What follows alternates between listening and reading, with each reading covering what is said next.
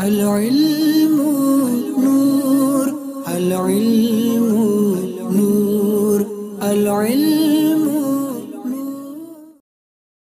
Bismillahirrahmanirrahim. Bienvenue dans la leçon numéro 22 dans laquelle nous allons continuer le Sarf Saghir 2.0 de l'essentiel du Sarf, donc par rapport au bab de base. Donc dans la leçon précédente, on a vu deux babs, 2 sur 5. Aujourd'hui, on va voir le bab Fataha yaftahu, Nasara yansuru et Karuma yakrumu.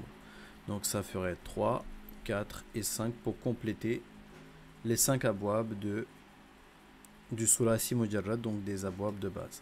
Donc Nasara yansuru, d'accord? Nasara yansuru.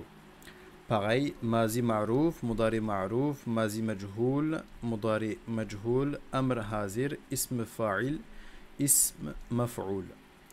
Nasara yansuru, Nusira yunsaru, Unsur nasirun mansurun.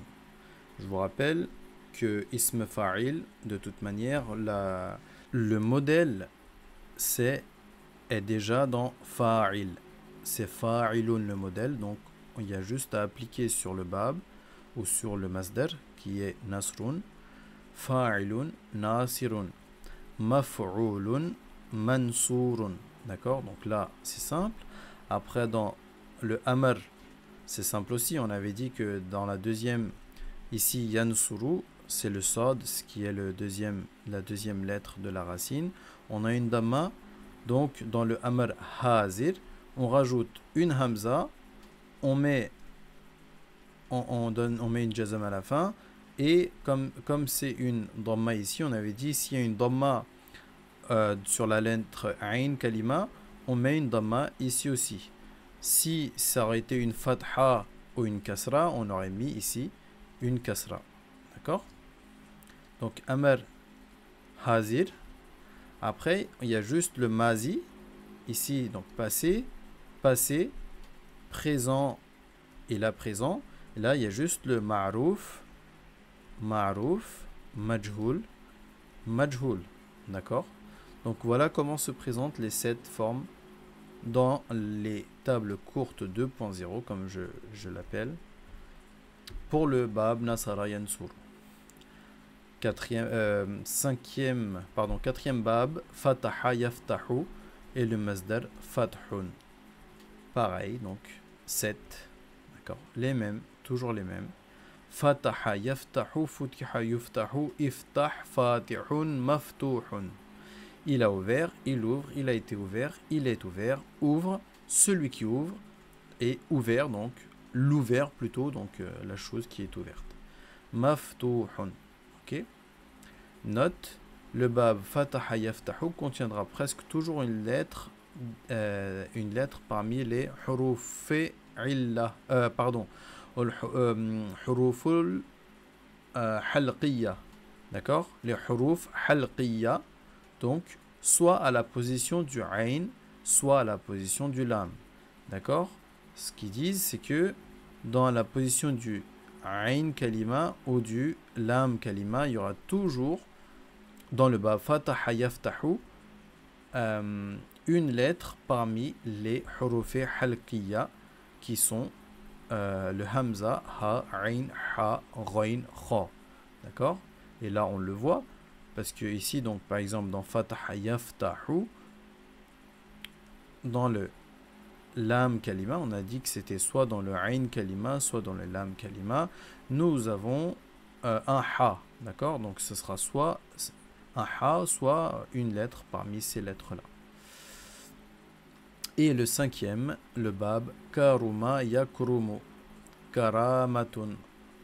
D'accord? Pareil, toujours les 7. Et là, ça nous donne Karuma yakrumu, Ukrum et Karimun. D'accord? Alors, vous dites peut-être pourquoi c'est vide. Alors, on va le voir. Ce bab est toujours lazim. Ce bab est toujours lazim. D'accord? Karuma yakrumu, ce bab est toujours lazim. Il n'y a donc pas de forme majhoul ou maf'oul. D'accord? Ce bab est souvent utilisé pour exprimer des attributs ou des qualités ancrées dans la nature d'une personne. En raison du point 2, donc celui-ci, on forme une sift mushabbah à la place de ism fa'il.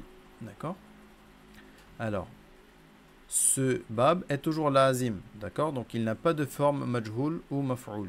Donc là, un petit 1, on va voir, c'est très important. La raison en est que dans la forme majhoul, le fa'il est inconnu. D'accord? Quand on a un verbe en forme majhoul, ça veut dire que on connaît sur qui l'action du verbe est effectuée, mais on ne connaît pas le sujet. D'accord? Et le fi'l se rattache alors au maf'oul bihi à la place. Or, un fi'l lazim, comme on a pu le voir dans la leçon par rapport au fi'l lazim, un fi'l lazim n'a pas de maf'oul bihi. Donc, s'il était mis à la forme majhoul, d'accord, un verbe qui n'a pas de maf'oul bihi, s'il est mis à la forme majhoul, il n'y aurait rien à quoi le rattacher, ce qui rendrait la construction incohérente. Cela se vérifie également dans la traduction lorsqu'un fi'l muta'addi est mis au majhoul. On ajoute généralement fut ou a été. Par exemple, nasara, d'accord, il a aidé, devient nusira, il a été aidé. D'accord, ça c'est normal parce que c'est un fi'l muta'addi avec un maf'oul bihi. D'accord, il a été aidé. Donc là, il y a on connaît la personne qui a été aidée. D'accord, c'est il. D'accord, donc c'est nusira. Il a été aidé. Ici, on connaît qui a été aidé, mais on ne connaît pas celui qui aide. Mais si on l'applique, on applique cela à un fi'l lazim, le sens devient illogique. D'accord? Donc un fi'l muta'addi, ça fonctionne. Mais pour un fi'l lazim, ça ne fonctionne pas. On va voir comment. Le sens devient illogique. Comme zahaba. D'accord? Zahaba, c'est un fi'l lazim. Il est allé. Donc là, c'est un fi'l, il est à la forme ma'rouf. D'accord? Si on le transforme en majhoul, ça donne zuhiba. D'accord? Il a été allé. Vous voyez que il a été allé, comme on avait dit qu'on rajoute fut ou a été, ça ne fonctionne pas. Il est mort, ma'rouf, mita, il a été mort. D'accord? L'action d'être mort. D'accord? Il a été mort. Ça n'existe pas, ça ne se dit pas. C'est pourquoi les formes majhoul des fi'l lazima, des af'al lazima, ont été omises dans ce livre. Autrement dit, les formes, donc ça c'est pour le petit 2, d'accord? C'est pour la nature, on a dit que ce bab est souvent utilisé pour des attributs et des qualités entrées dans la nature des personnes. Autrement dit, les formes verbales exprimeront l'idée de devenir quelque chose. Cela se manifestera de deux manières. Par le fa'il qui devient un possesseur du sens de la racine. Par exemple, faquha, il est devenu juriste, c'est-à-dire une personne possédant la compétence du fiqh. Ou fa'ilun qui devient lui-même le sens de la racine comme janubatir rihu. Le vent est devenu du sud. La racine étant janub.